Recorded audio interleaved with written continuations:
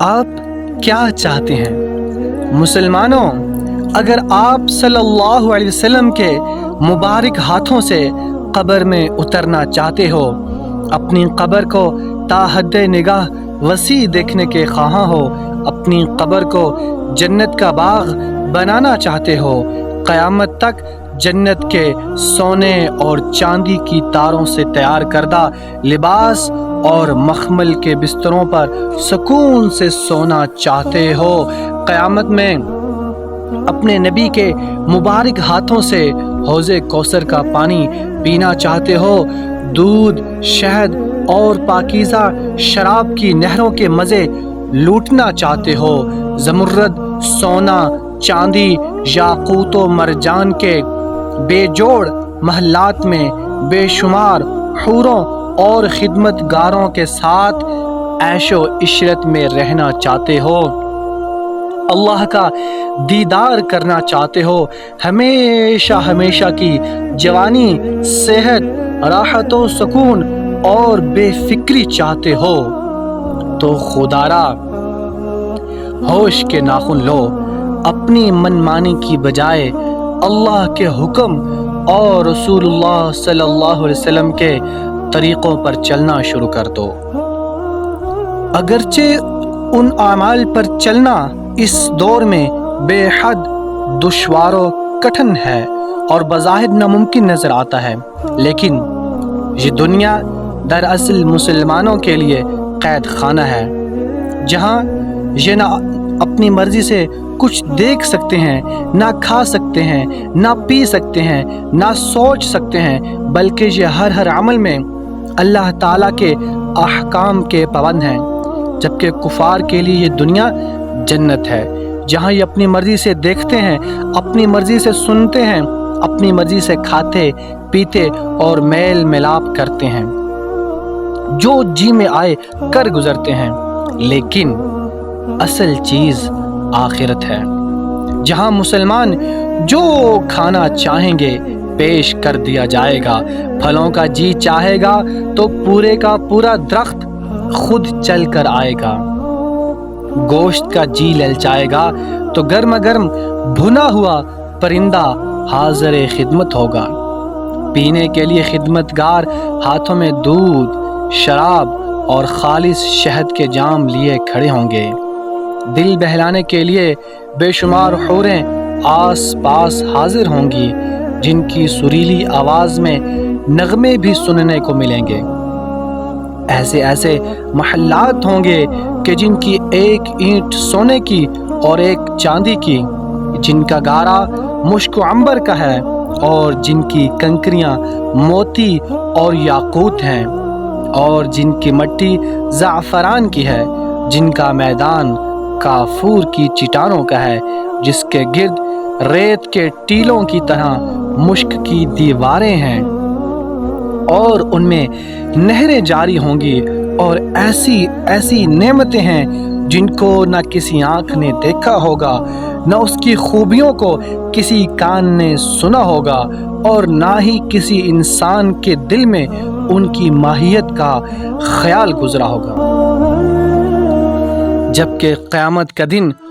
کفار کے لیے شدید حسرت اور پچھتاوے کا دن ہوگا، کافر حسرت و یاس کے ساتھ اپنی ناکامی پر آنسو بہائے گا، ہاتھوں کو چبائے گا، سر پیٹے گا، اپنی عقل کا ماتم کرے گا، چیخے گا، چلائے گا کہ میری جگہ میری بیوی کو جہنم میں لے جاؤ اور مجھ کو چھوڑ دو، میرے بچوں کو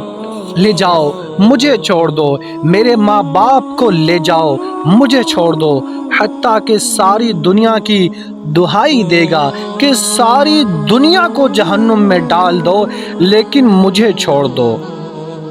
موت کو آوازیں دے گا، دوبارہ زندگی مانگے گا، اپنی غلطیوں کا اعتراف کرے گا، اپنی زندگی کا ہر پل اللہ اور اس کے رسول صلی اللہ علیہ وسلم کا فرما بردار بن کر رہنے کا یقین دلائے گا، نیک اور مومن بن کر رہنے کا وعدہ کرے گا، لیکن اس کا یہ رونا دھونا اس کے کسی کام نہ آئے گا، कुफ़ार आखिरत में इंतहाई ज़िल्लत व ख़ारी के आलम में होंगे। भूख की शिद्दत में खाना मांगेंगे तो कांटे दिए जाएंगे, पीने के लिए कुछ मांगेंगे तो दोज़खियों के ज़ख्मों से निकलने वाली पीप दी जाएगी, पहनने के लिए लिबास आग से बना होगा, आग की जंजीरों में जकड़े हुए होंगे, उनके भेजे खोल रहे होंगे, कलेजे फट गए होंगे, दिल उबल कर गले में आ गए होंगे। और जब तमाम मुसलमान अपने गुनाहों के मुताबिक सज़ा पूरी करके दोज़ख से निकल जाएंगे तो दोज़ख को हमेशा हमेशा के लिए ताला लगा दिया जाएगा, जिसमें कुफ़ार हमेशा हमेशा के लिए तड़पते रहेंगे मगर बेसूद। करोड़ों अरबों सालों की भूख के बाद भी खाने को कांटे ही होंगे और पीने को पीप और खोलता हुआ पानी ही होगा, जिसको करीब करते ही उनके होंठ सूज कर पाँव तक लटकना शुरू हो जाएंगे और सारी आंतड़ियाँ गल कर पाखाने के रास्ते बाहर निकल आएंगी। तो मुसलमानों, अब ज़रा आखिरत में दोनों तबक़ात के हालात का जायज़ा लेकर बताओ, क्या हमें दुनिया अल्लाह के हुक्म के मुताबिक बसर करनी चाहिए या कुफ़ार की तरह अपनी मनमानी से? मुसलमानों, खुदा की कसम कुफ़ार काबिल रहम हैं, उन पर तरस खाओ, उन तक इस्लाम की दावत पहुँचाओ, उनकी रहनुमाई करो, अपने इल्म व अमल, इखलाक़ व किरदार से उन्हें मुसलमान होने पर मजबूर करो।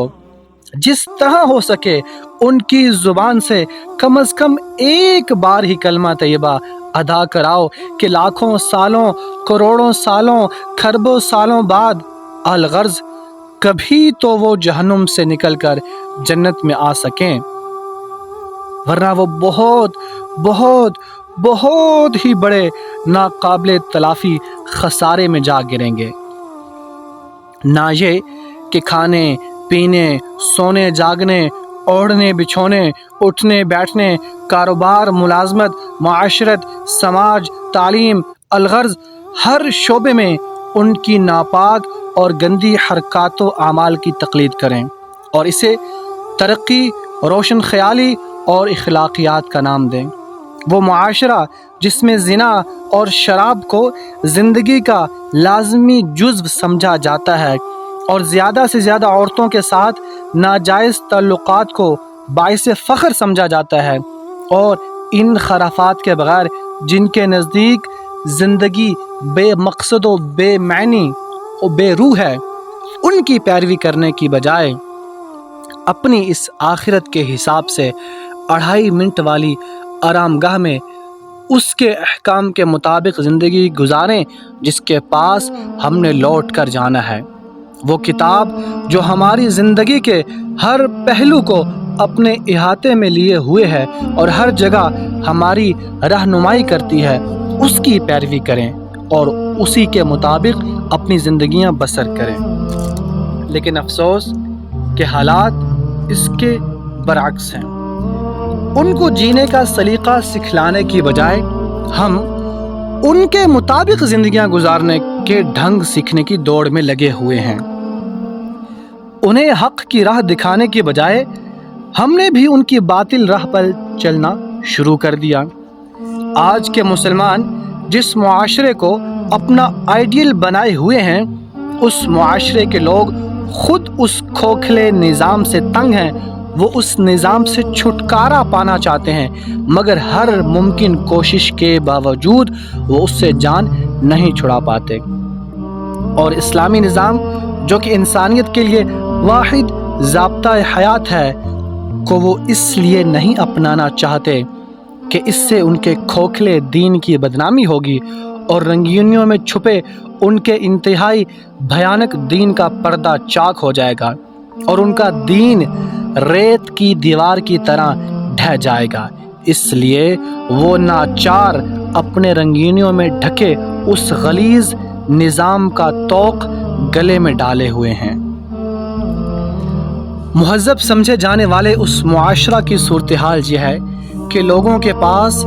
بیوی، بچوں اور رشتہ داروں کے لیے تو درکنار اپنے لیے بھی وقت نہیں ہے۔ دنیاوی مصروفیات نے ان کو اس قدر جکڑ رکھا ہے کہ ان کے پاس اطمینان سے بیٹھ کر کھانے تک کا وقت نہیں ہے۔ چلتے چلاتے کہیں منہ مار لیتے ہیں اور پھر کام میں جت جاتے ہیں، جسے ہم نے ان کی تقلید میں بفے ڈنر کا نام دے رکھا ہے، اور لاکھ فرصت کے باوجود کھڑے ہو کر کھاتے ہیں کہ کہیں ہم سے ان کی یہ انتہائی اہم سنت نہ چھوٹ جائے۔ اسی طرح سال میں ایک آدھ بار راہ چلتے چلتے ایک پھولوں کا گلدستہ لیا اور اولڈ ہاؤس میں جا کر مدر صاحبہ کے منہ پر مار آیا، جسے انہوں نے مدر ڈے کے نام سے نوازا ہے، اور ہم بھی پورے جوش و خروش سے وہ نقل اتارتے ہیں۔ بعین ہی سال میں ایک آدھ بار ڈیڈ صاحب کے حضور بھی پھولوں کا گلدستہ اولڈ ہاؤس میں پہنچا دیا جاتا ہے، جسے ہم فادر ڈے کے نام سے جانتے ہیں۔ خیر، دوران سال بچوں کی بھی یاد آ ہی جاتی ہے، جسے وہ چلڈرن ڈے کے نام سے موسوم کرتے ہیں۔ اسی طرح ٹیچر ڈے، فول ڈے، ویلنٹائن ڈے اور نہ جانے کس کس ڈے کے نام سے جانتے ہیں، اور ہم باقی ڈیز کے منتظر ہیں کہ وہ مقدس ہستیاں کوئی الٹا سیدھا کام کریں اور ہم اسے اپنائیں۔ مرد حضرات سارا ہفتہ کام کر کے ہر ہفتہ کے آخر میں ملنے والی تنخواہ لے کر سیدھا شراب خانوں اور کلبوں میں تشریف لے جاتے ہیں، جہاں ساری رات شراب نوشی اور ان بیانیبل کرتوتوں کے بعد صبح کو خالی جیب لے کر گھر تشریف لے جاتے ہیں،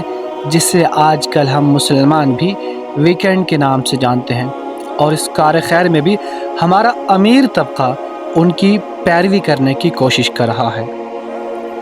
بظاہر اس معاشرے نے عورت کو نیکر اور ٹی شرٹ تک کی برابری تو عطا کر دی ہے، لیکن دراصل اس سے عورت کی روح تک کو جھنجھوڑ ڈالا ہے۔ قدرت نے عورت کو فطرتاً صنف نازک بنایا ہے، اس لیے اس پر مزدوری اور کمانے کھانے کا بوجھ نہیں ڈالا، بلکہ یہ مرد کے ذمہ ہے۔ لیکن آزادی، برابری اور خود مختاری کے سبز باغ دکھا کر ان کو کسی قیمت کا نہیں چھوڑا گیا۔ وہ عورت جس کو اسلام نے گھر رہ کر صرف اور صرف بچوں اور امور خانہ داری کی ڈیوٹی سونپی ہے، آج مردوں کی دوڑ میں شانہ بشانہ کام کرنے پر مجبور ہے، اور خود کماؤ، خود پکاؤ اور خود کھاؤ کی بنیاد پر اپنی جان عذاب میں ڈالے ہوئے ہے۔ ہسبینڈ صاحب کو اس سے نفسانی خواہشات کی تکمیل کے سوا کوئی سروکار نہیں، اور جب چاہا جوتے کی طرح بدل لیا۔ ایک شوہر اور 2 بچوں کی خدمت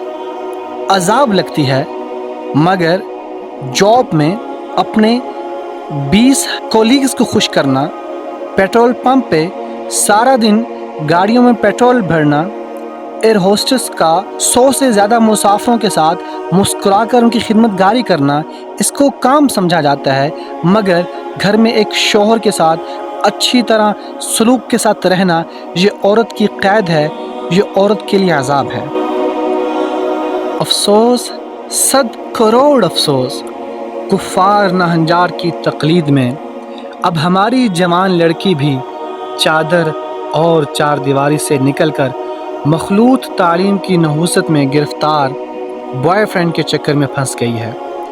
اسے جب تک چادر اور چار دیواری میں رہنے کی سعادت حاصل تھی، وہ شرم و حیا کا پتلا تھی۔ 100 کروڑ افسوس، آج کل وہی لڑکیاں رومانی ناول، غیر اخلاقی افسانے اور عشق و فسقیہ مضامین خوب شوق سے پڑھتی ہیں، اور بعض تو لکھتی بھی ہیں، بیہودہ غزلیں اور گانے سنتی ہیں، T V, V C R, internet, Snapchat, Likee, TikTok پر فلمیں، ڈرامے اور نہ جانے کیا کیا دیکھتی ہیں، اور جن کی حیا بالکل ہی رخصت ہو چکی ہے وہ ان میں کام بھی کرتی ہیں اور گلی محلوں، بازاروں اور کلبوں کی زینت بنتی ہیں۔ آج کل تو ان سے بطور ڈیکوریشن پیس مارکیٹوں میں کام بھی کرایا جاتا ہے، کیونکہ مالکان جانتے ہیں کہ گوبر پر اگے ہوئے اس گھاس کو چرنے کے لیے